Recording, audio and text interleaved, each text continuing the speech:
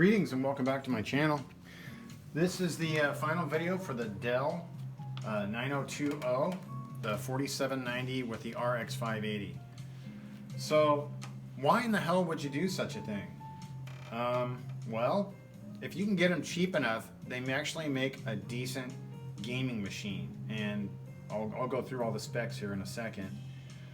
I got this one for 50, so you can get it if you can get them between 50 and 100 bucks. I think you're doing excellent, and your price to performance is going to be exceptional. Who would this be for?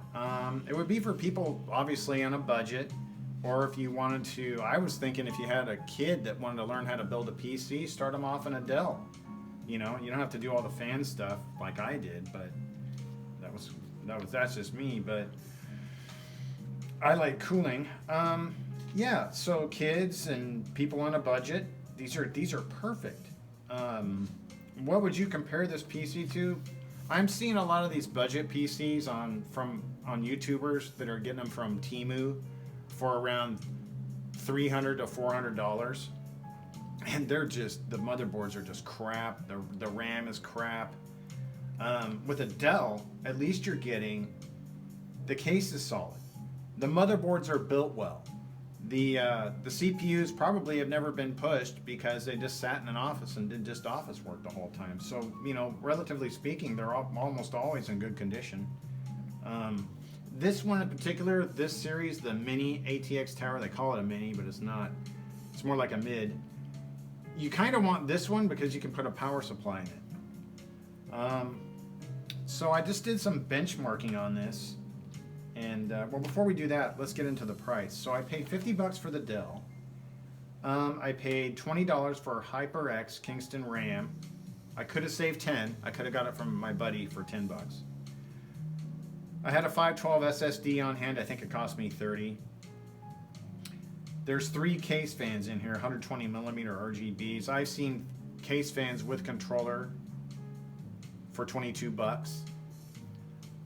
I put a CPU fan in this because I also took out the case fan, and those were the 2 mechanical parts that I wanted to replace in this. You don't have to, but I would recommend replacing the CPU at least. But I replaced that CPU fan for 10 bucks. Power supply is a Rosewell 80 plus gold 550 watt, and it fit right in there after I had to cut out some metal. I made a video on that earlier. The GPU was 85. It's an RX 580 Soyo.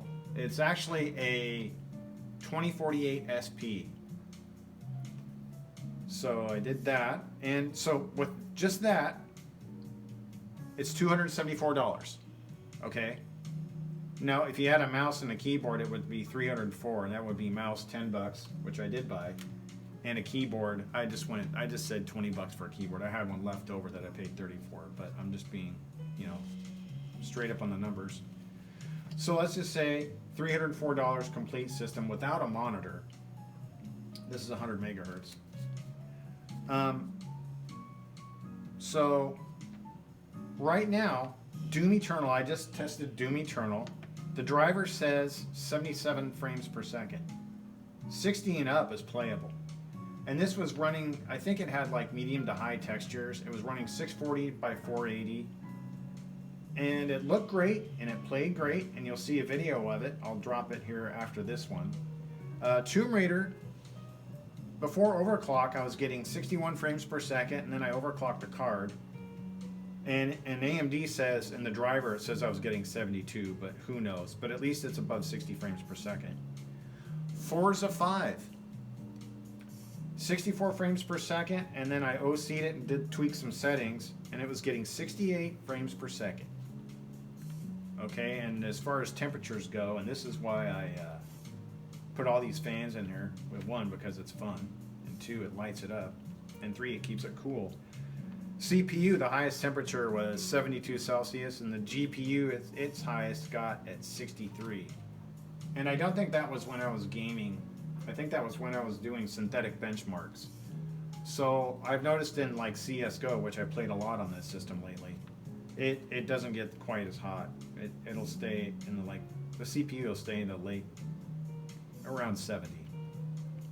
But that being said, you know, It's not a looker, but performance is everything. And if you're looking performance to dollars, you know, here you go.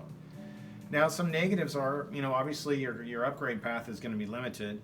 I put the 580 in here because it's only PCIe 3.0, which is going to be slower than 4, just a hair.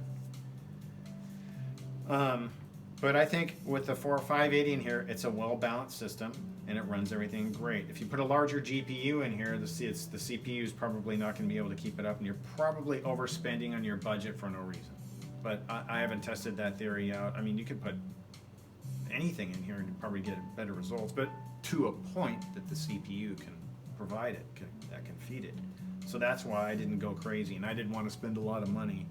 I was also looking at a 5500 XT, but that was like 129 bucks.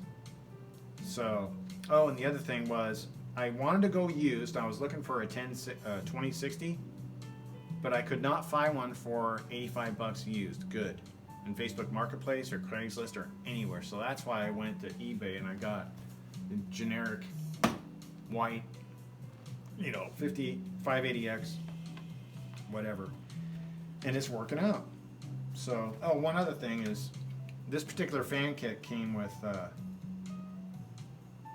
you can control the RGB. On some of the Cool Moon stuff, you can control the fan speed, but with my other controller I have for my PC, I adjusted the fans up to high already.